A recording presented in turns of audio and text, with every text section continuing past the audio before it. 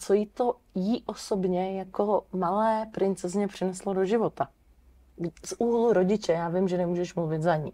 Jí se zeptám, až jí bude 11. Tak no, hlavně to přineslo nám jako rodičům, protože ta metoda v téhle fázi se primárně odráží na rodičích. Vlastně ty doporučení, které jsou v rámci toho kurzu, tak jsou směřovány k rodičům.